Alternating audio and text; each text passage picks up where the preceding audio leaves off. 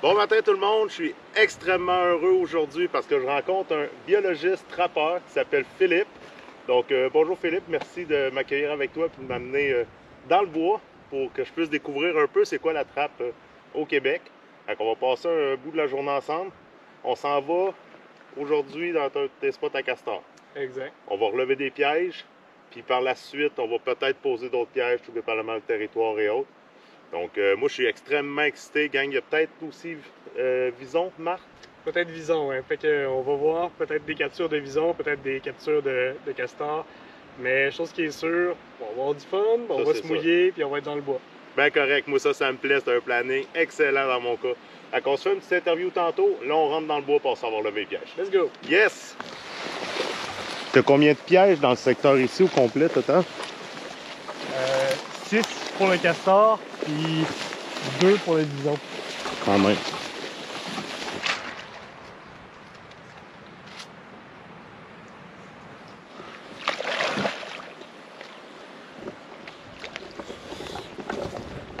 Là, dans le fond, le spot où on est, c'est un spot de chasseurs. Vous voyez la cache qui est ici.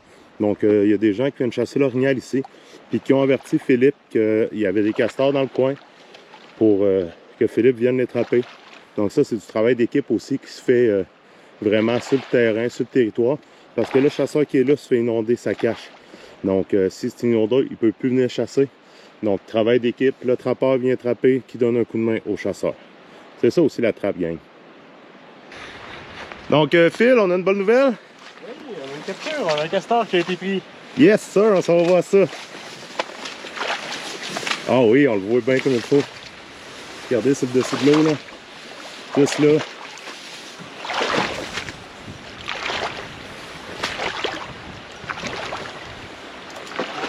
Parfait. Une belle prise à la tête mortelle. J'ai pas su faire. Cool. Bon, parfait. Hey, good job, Phil. Merci. J'ai l'impression qu'il en reste beaucoup d'autres, par exemple, dans le coin. La brèche n'est pas complètement cancellée, ici, là, on entend l'eau couler. Regarde ça. Oh, wow. Ça, c'est quelle grosseur environ? C'est un petit, moyen, gros? Je dirais un moyen. Un moyen? Peut-être un 40 livres à peu près. Ah, crème quand même. Peut-être. C'est super. Fait que je vais aller juste prendre mes gants que j'ai laissés dans le sur ma veste. Je vais le sortir. Puis on va reposer ce piège-là.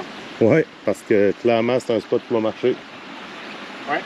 On va faire exactement le même setup en fait. Ici, j'ai fait une brèche. Ouais. J'ai mis le piège en aval pour que les castors qui viennent les réparer en montant se fassent prendre puis tombent dans le bassin d'eau. Dans le bassin, parce que dans le fond, s'il était pour bloquer avec son corps, ben les autres castors ne viendraient pas le réparer. OK. Fait que on va le sortir, puis on va refaire le même setup. Puis après ça, on va aller voir la hutte qui est là-bas. OK. Cool. Fait que ça, t'as fait ça hier, qu'aujourd'hui, c'était déjà bouché de même. Oui. C'est impressionnant quand ça travaille. En même temps, ils n'ont rien que ça à faire de leur journée. Oh ouais, mais quand même. Ils sont obligés d'aller à job.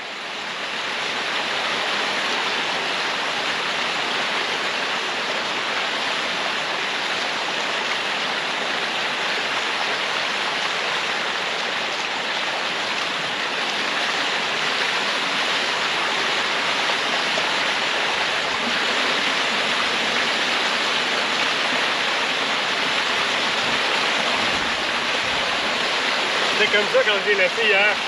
OK. Quand même.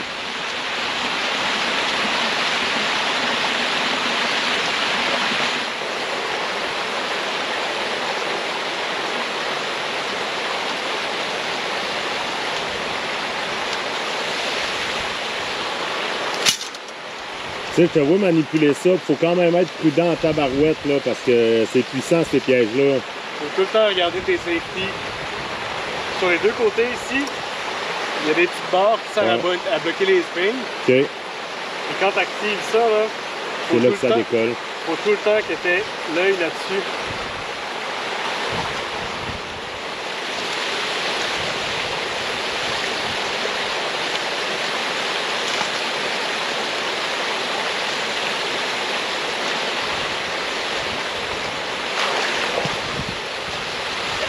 Qui donne plus de fil à retordre que d'autres, mais il faut tout le temps faire attention.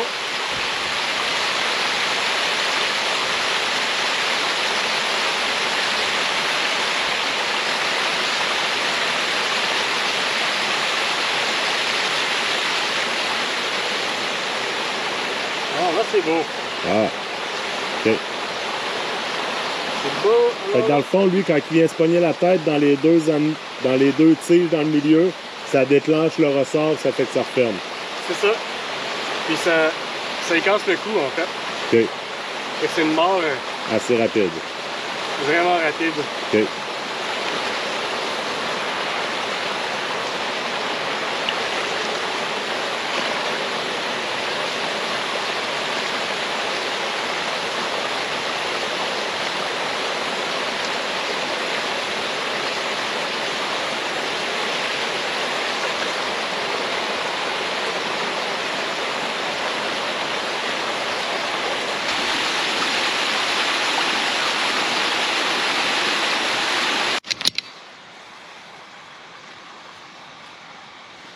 C'est ça le safety que tu parlais tantôt, là, la petite planche. Oui. C'est ça, il faut que tu les enlèves un coup que le piège est mis. Oui, parce que sinon, tu vas rien attraper. C'est chiant.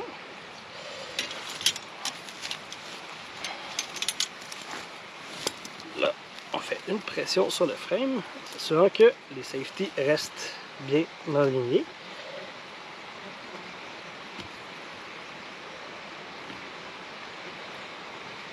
Bon, les safety sont alignés, le piège est armé. Il est armé, mais sur safety. Ouais. Alors là, ce qu'on va aller faire, c'est qu'on va aller trouver un emplacement pour mettre cette petite surprise. Il est beau là en tabarouette ton piège, hein? Ici, comme ça, là. Ouais. Bien sexy, comme ça. Tiens, comme ça, une petite branche.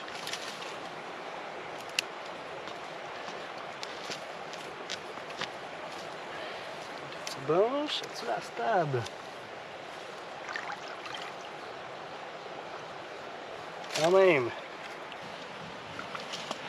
Là, Phil, on vient d'installer un deuxième piège.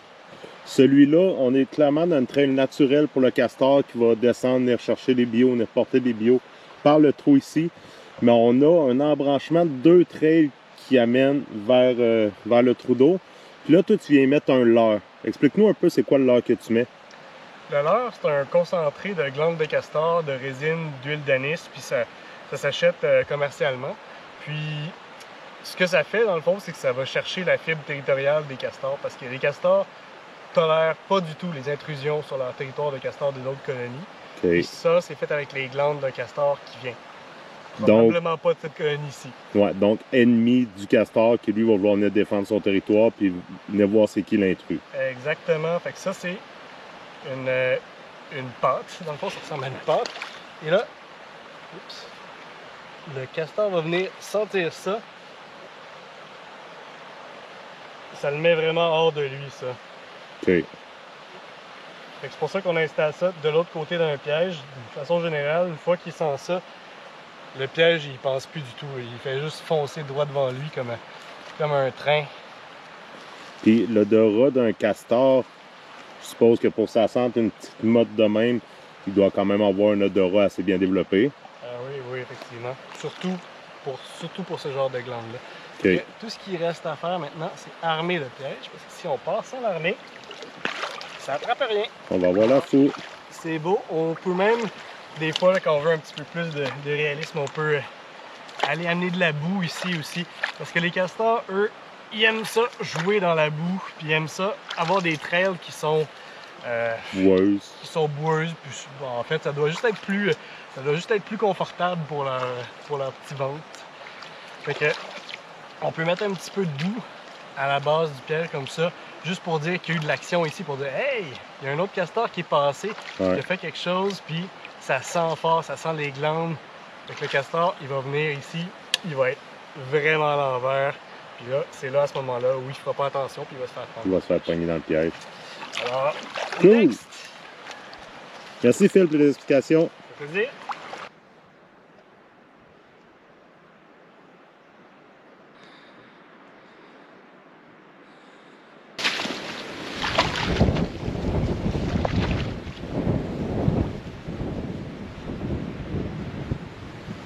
Méchant beau spot, tout ça. Ouais, hein? Tabarouette. Fait que ça, tu penses que c'est la route principale? Ouais, et on peut le dire parce que il n'y a pas de végétation qui a poussé dessus. OK. Quand tu vois une route qui est abandonnée, d'habitude, l'herbe va commencer à prendre, puis OK. ça se revégétalise, mais Qu'est-ce qui fait qu'il n'y a rien qui pousse? C'est qu'il la mange ou c'est trop... parce qu'ils retapent la boue tout le temps dessus. OK. Ils l'isolent, ils gardent. Là, ils l'ont tout calfeutré avec de la boue pour l'imperméabiliser pour l'hiver. OK. C'est ce qui fait qu'il n'y a pas d'air froid qui va rentrer cet hiver. Exact. Il n'y a pas d'eau qui va rentrer non plus.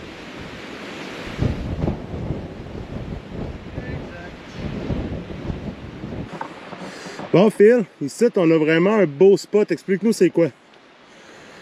Ben, on est situé juste à côté d'une colonie de castors. On est à peu près, je dirais peut-être 150 mètres de la colonie de castors. Puis ici, on a un sentier d'abattage. Ça veut dire que les castors de la colonie empruntent ce sentier-là pour aller chercher les arbres, puis aller se nourrir, puis se promener dans le bois. Puis, ça tombe bien. Ici, on a un petit rétrécissement bien cute où est-ce qu'on peut placer un piège. Puis c'est pas mal complexe pour un castor de faire le tour. Fait qu'il va être vraiment plus incité à passer là-dedans. Puis on va mettre un petit leurre en bonus pour les inciter encore plus à passer. Fait que peut-être qu'on aura un castor demain là-dedans. Puis on voit par la largeur de la trail que c'est fréquenté beaucoup, ce trail-là. Là. Oui. Puis peut-être pas juste par du castor. Fait qu'il y a d'autres animaux qui empruntent les trails de castor, dont les renards, les coyotes, etc., les ratons. C'est possible qu'il y ait bien d'autres animaux qui passent par là aussi. Cool!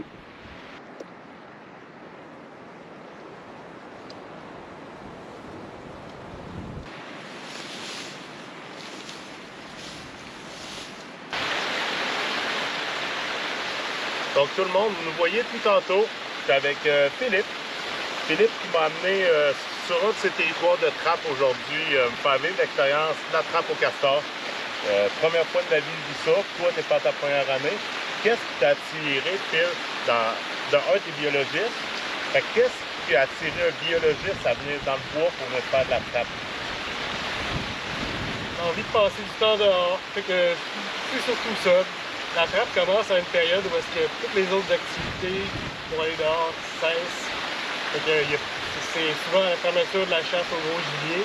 Fait qu'à ce moment-là, tu arrives à une période qui est un peu comme une période pluvieuse, mais c'est un excellent prétexte pour aller dans le bois. Puis en fait, ce qui est intéressant avec la trappe, c'est que ça te donne accès à beaucoup d'espèces différentes. Fait que si tu t'en vas à l'orignal, tu travailles avec l'orignal, c'est le fun de l'orignal.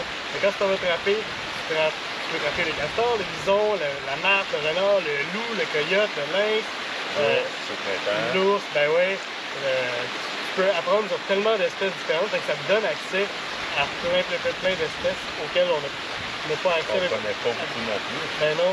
Puis les habitats des espèces aussi, parce que tu apprends à découvrir l'habitat de l'espèce. Tu n'apprends pas juste, tu sais, un bison, pour le trapper, il faut que tu étudies c'est où ce qu'il vit, c'est quoi qu'il mange, c'est quoi ses habitudes, pour être capable d'en trapper un. C'est ça. Moi, je viens dans le bois demain matin, je sais pas où mettre un piège, là, pas du tout. Il faut vraiment se mettre dans leur peau, puis c'est ça qui est intéressant en même temps, puis ça nous donne une vision qui est très différente lorsqu'on marche dans le bois, parce que tout d'un coup, tu interprètes ça en termes de est-ce que les ratons laveurs passent ici, est-ce que les visons chassent là-dedans, c'est plein de grenouilles, et les visons c'est sûr qui chassent là. C'est le genre de trucs qui font au bout de la ligne, ben, tu développes un œil qui est vraiment nouveau sur la forêt. Tu es observateur beaucoup plus, parce que tu vois comment les traits d'animaux qui se prennent, dans le même, tu es capable de déterminer, ici c'est tel genre d'animal qui passe, je vais venir mettre telle sorte de piège, parce que un collet, exemple, pour un renard ou un collet pour un loup, c'est pas la même grosseur de collet, non? Non, c'est pas les mêmes places non plus où tu vas les poser. OK. Ça, mais t'apprends à connaître ça en étant trappeur un peu. Cool! T'es biologiste. En tant que biologiste, tu dois te connaître un peu ces espèces menacées, des trucs comme ça.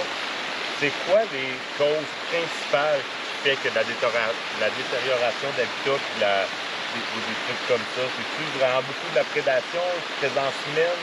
C'est quoi qui amène vraiment? Parce qu'il y a de plus en plus d'espèces qui sont menacées. Je sais qu'il y a beaucoup de monde qui pose des questions. Qu'est-ce qui entraîne ça?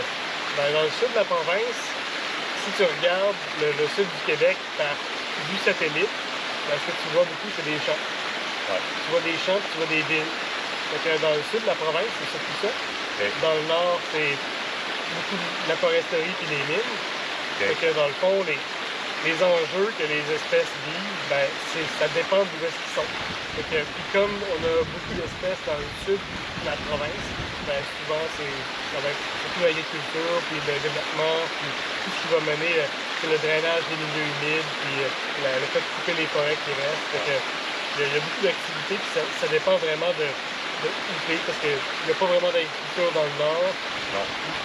Il y a la foresterie dans le sud, mais beaucoup moins. Parce que si on voit vraiment des grosses coupes à blanc, moi, ça, quand je vois ça, ça me fait un peu un pincement au cœur. Je me dis, on vient de démolir un milieu naturel. En l'espace de quelques jours, on vient de démolir un milieu naturel épouvantable. Ouais. Est-ce que ça apporte du bon à la forêt quand on fait ça, ou c'est vraiment que du négatif? Ben, tu lèves un bon point. Il n'y a pas juste du mauvais, en fait, parce que, mettons, il y a beaucoup d'espèces qui sont favorisées par la coupe de la forêt. Fait que, par exemple, les lynx, eux, ils sont des prédateurs des lièvres et des perdrix. Il y en a beaucoup dans les coupes forestières. Et il y en a beaucoup dans les coupes forestières. Puis, par exemple, les ours, eux, sont favorisés par le fait d'avoir plein de petits fruits. Il y en a beaucoup dans les coupes forestières aussi. Okay.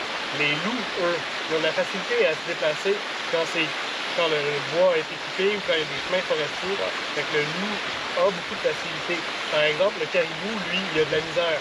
Fait que, il y a certaines espèces pour lesquelles ça va vraiment les aider. Puis il y a d'autres espèces pour lesquelles, au contraire, ça va vraiment les détruire leur habitat, puis ça va leur nuire beaucoup. Fait que ça dépend vraiment de comment on fait, puis c'est quoi, comment l'espèce utilise l'habitat. Puis dans le sud de la province, dans le fond, on a fait des perturbations qui ont favorisé beaucoup d'espèces. On appelle ça des mésoprédateurs. C'est comme des prédateurs de bas niveau dans la chaîne alimentaire. Fait que les coyotes, les renards, les rats musqués. On voit plus de loups dans le sud de la province. Pas les rats musqués, excuse-moi, je veux dire, les ratons laveurs. Okay. Mais tu vois qu'il n'y a plus de loups. Ouais. Mais ça a permis à tous ces petits prédateurs-là de devenir très, très, très abondants. Puis eux, à leur tour, ben, sont des prédateurs super efficaces de plein d'autres espèces qui ont de la misère. Fait que, par exemple, les tortues au Québec, on a 8 espèces de tortues, puis ils se font presque toutes manger leur nid par les ratons laveurs. Ah. Les ratons laveurs, c'est des gros prédateurs des nids de tortues. Fait que nos tortues ont beaucoup de difficultés à cause des ratons laveurs, entre autres, puis des renards et des coyotes. Fait que de frapper le raton laveur vient aider la tortue du Québec. Oui. Okay. Puis, par opposition, on a aussi des castors qui inondent des habitats qui sont des habitats de prairies. Fait que toutes les espèces de prairies dans ces endroits-là perdent leur habitat. C'est le cas, entre autres, de la rainette paugrillon dans le sud. Ben, elle habite dans certains petits habitats que lorsque le castor vient l'inonder, en fait, elle disparaît parce qu'elle se fait remplacer son habitat par quelque chose de différent.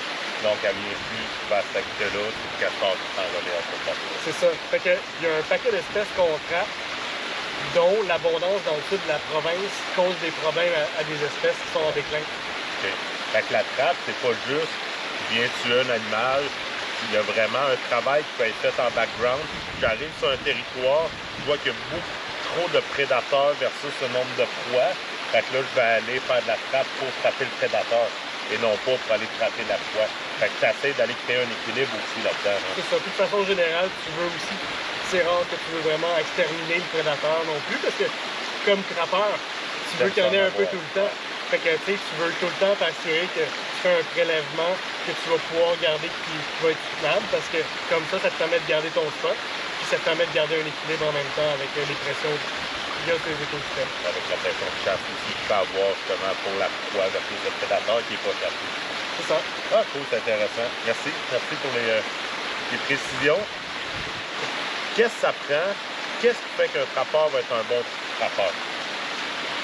C'est le sens de l'observation beaucoup, puis beaucoup les travaux de pré-saison en fait. Fait que c'est un travail d'observation et d'interprétation de la nature. Fait que tu vas te promener, puis tu vas voir autour de toi, tu vas garder un œil ouvert, tu vas interpréter des signes, puis en fonction des signes, tu vas savoir où mettre des pièges, où ne pas mettre de pièges, quel genre de piège mettre, quelle espèce cibler.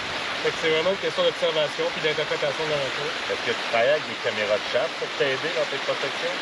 Ben, on peut, parce que dans le fond, moi, j'utilise les caméras de chasse pour voir ce qui répond à mes leurres, dans le fond. Ouais. Fait que je peux mettre un leurre à renard, par exemple, dans un secteur. Puis ça peut faire venir et des renards, et des coyotes, et des loups. Fait qu'en fonction de ce que je vais voir sur mes caméras, ça va me donner un indice aussi après ça de quel secteur cibler ou quel type de collet mettre. Quel type de collet mettre surtout versus qu'est-ce qui vient aux approches. Au Québec, si moi, mettons, l'année prochaine, je veux devenir trappeur, comment ça marche? Qu'est-ce que ça prend? Ouais. Premièrement, il faut que tu fasses ta formation de piégeage. C'est une formation de 2 jours qui est quand même assez complète, mais qui couvre beaucoup d'espèces différentes. Fait que tu fais une formation de piégeur, tu vas apprendre plein de choses sur une panoplie d'espèces différentes. Okay. Mais c'est surtout un bon survol, je dirais. Puis c'est surtout un survol des techniques de comment piéger, puis le faire en toute sécurité. Puis ça vient aussi avec des principes de gestion. Là aussi, ça t'apprend aussi à justement pas épuiser ta ressource, puis à faire attention pour frapper, par exemple, dans des secteurs où tu as, par exemple, beaucoup de marques, tu veux frapper les marques mâles, tu veux garder les femelles sur le territoire. Okay. Fait que ça t'apprend des principes de gestion d'écologie de base, dans le fond. Ouais. Puis une fois que tu as fait cette formation-là, tu as acheté ton permis, tu es en business. Okay. Fait que tu as la formation qui donne la possibilité, dans le fond, qui donne le papier comme de quoi tu as le droit de piéger. J'achète le permis. Après ça, où est-ce que je peux piéger? Comme ici, on est sur une ZEC. Toi, tu m'expliquais tantôt que c'est un beau. Comment ça marche? C'est un bail, dans le fond, que j'ai. Puis une bonne partie du territoire public est séparée dans des terrains de bail de piégeage exclusif qui sont associés à un trappeur. Okay. Fait que le trappeur, dans le fond, est le seul qui peut trapper sur toute cette superficie. Okay. Puis ça, dans le fond, on peut soit acheter un bail de piégeage à quelqu'un ou on peut le gagner dans les tirages du ministère parce que le ministère, à chaque année, remet les baux qui sont plus actifs à des nouveaux trappeurs par l'intermédiaire d'un tirage. Okay. Comme toi ici, c'est le même que tu l'as gagné. Oui. Fait que c'est ta deuxième année que tu trappes ici avec ça. C'est ça. Niveau financier, un trappeur, tu me disais tantôt, il ne faut pas que tu fasses ça pour l'argent, il faut que tu fasses ça par le plaisir. Niveau financier, là, un castor comme ça peut rapporter combien si tu sors du bois et tu décides de le vendre? Je dirais la fourrure, peut-être 15 $. Un coup tanné. Max. Ben, une fois que tu l'as, pas tanné, mais une fois que tu l'as gratté, dégraissé, fait sécher, envoyé à l'encan, s'il est vraiment parfait, tu vas avoir peut-être 15 $, ouais. S'il y a des défauts, ben là, ça va baisser 10 $, 8 $, même ils peuvent ne rien te donner pour. Et tabarouette, OK. Fait que tu fais pas, quelqu'un ne devient pas trappeur pour faire de l'argent. Ben, avant, c'était possible. Puis il y a encore certaines espèces pour lesquelles ça peut rapporter. Fait que, par exemple, la marque, c'est une espèce qui est plus payante. Le coyote aussi, le lynx aussi. Okay. Mais disons que c'est de moins en moins aisé de se rentabiliser, dans le fond, avec le marché du piégeage parce que le marché est en baisse pour les fourrures en général. Il faut que tu rentres sur le spot, ben là, tu as besoin de ton équipement, tu as besoin de ton auto, tu as besoin de ton gaz, tu as besoin de... Fait qu'il y a tellement de coûts reliés à aller dans le bois pour aller faire ton piégeage, que même si tu ressors avec quelques centaines de dollars, ben, ça va t'avoir coûté quelques centaines de dollars au préalable pour te rendre dans le bois. C'est ça, il y a beaucoup de gens qui se donnent comme objectif de se rentabiliser. OK. Ils se mettent pas riches. Ils se mettent pas riches, mais ça paye le dépense. Oui. Puis un bon trappeur peut quand même faire un peu d'argent aussi. Mais de façon générale, c'est des gens qui font ça à temps plein, puis sont très dédiés, qui ont beaucoup de matériel. Puis qui connaissent très bien leur territoire aussi, que leurs trails sont faits, tout est fait en fonction de rentabilité. Exact. Un castor comme ça se mange? Oui. C'est comestible? Oui. Quelles autres espèces sont comestibles que tu frappes que, mettons, que tu mangerais demain matin? Le rat musqué, l'écureuil, le lynx. Aux États-Unis, il y a des gens qui mangent le raton aussi. OK. J'ai jamais essayé le raton. Peut-être que je vais essayer un jour. Peut-être. Peut-être. Es-tu curieux assez pour ça? Ah, ben, je suis très curieux, mais en même temps, les ratons laveurs, souvent, ils vont manger dans les déchets des gens. Ouais. Fait que c'est un peu comme manger de la viande douce qui mange dans un dépotoir, ça te tente moins. Mais si tu dis, ben là, c'est un animal qui a été ramassé en milieu naturel où est-ce que tout est propre, ben là, c'est plus tentant. Ouais. Je n'irais pas chasser de l'ours en ville, parce que je sais qu'il en a plus belle, mais dans le fond, 3 comme site, puis on reste à un autre n'importe quand. C'est un peu ça l'esprit derrière ça. OK. Fait que là, tu vas avoir du bon castor pour souper chanceux. Ah oui, c'est clair. Je vais faire du confit avec les épaules, puis peut-être de la saucisse avec les cuisses. Oh, tabarouette, OK. La queue, tu fais quoi avec? Parce que c'est assez impressionnant, ça, là. La queue, je vais la réutiliser pour frapper d'autres espèces. Fait que je vais l'utiliser comme appât, en fait. OK. Fait que je vais la mettre devant des collets à lynx ou à coyote, ou des choses comme ça. OK. Tu vas venir dégager de l'odeur pour attirer. Exact. Puis aussi, c'est ce que je vais faire avec la carcasse. Fait que la tête, tout le dos, le bassin, tout ça, ça va tout aller là aussi. OK. Fait que tu réutilises la bête au complet. Ça, c'est bien. Pas de perte. C'est bien d'entendre ça. Oui, il n'y a pas de perte. Il n'y a rien qui va au vidange avec ça. Ben, correct. Quel animal que toi, personnellement, t'aimes le mieux trapper? Qu'est-ce qui te donne le plus gros challenge à la trappe? Je dirais. C'est celui que je préfère, mais c'est celui avec lequel j'ai le plus de succès aussi, c'est le castor. C'est le castor? Puis le castor, j'en reviens pas, parce que quand on vient dans une place comme ici, on découvre une place qui a été modifiée par le castor. Ouais. Puis, dans le fond, le castor, c'est un ingénieur des écosystèmes. Il va modifier chacun des habitats dans lesquels on les trouve ont été modifiés par le castor. Oui. Puis à chaque fois qu'on va visiter un nouvel habitat de castor, on va trouver des nouvelles façons que le castor a trouvé pour aller chercher sa nourriture de façon sécuritaire, de monter son niveau de l'eau, de se protéger contre les prédateurs. Ouais. Puis à chaque colonie de castor qu'on voit ou qu'on visite, on découvre d'autres façons intelligentes par lesquelles ils ont réussi à s'installer comme il faut. Puis c'est quelque chose qu'on ne retrouve pas nécessairement quand on voit des ramifiés, des bisons, des renards, ce genre de choses-là. Donc à chaque fois, ça m'émerveille. Comme ici, on a une structure qui est en 3 niveaux. Avec lui, le castor, il a vraiment travaillé 3 dames de castor pour venir s'isoler un territoire assez gros. Puisque là, il est capable de se promener, de stocker sa nourriture, de faire sa hutte et tout. Fait qu'il l'a travaillé en tabarouette, un spot comme ça, là, il a travaillé fort. Hein. Ouais. C'est impressionnant, ces petites bébites-là. Pareil, l'ouvrage que ça peut aller accomplir, c'est pas gros quand même. Hein. Puis chaque nouvelle colonie, c'est un nouveau défi aussi. Parce que les colonies sont pas toutes pareilles, les castors sont pas toutes pareilles. Ouais. C'est des bêtes pas mal intelligentes. Puis en même temps, c'est des animaux aussi qui sont moins sensibles aux odeurs. Fait que c'est un animal où tu peux moins te casser le bicycle avec la gestion de ta propre odeur lorsque tu t'en vas te frapper. Fait que, ce qui est pas vraiment le cas lorsque tu fais des canidés, par exemple. Eux autres, ils servent vraiment beaucoup de leur odorat pour justement trouver le poids des affaires de même. Puis là, si tu arrives en tant que prédateur, ça peut très bien qu'ils reviennent plus du spot. C'est ça. Parce que le castor, il n'y a pas ce problème-là. Non. Cool, ben merci Phil pour les informations. Puis merci de m'avoir amené dans le bois avec toi. C'est vraiment plaisant. Moi, j'ai passé un avant-midi extraordinaire.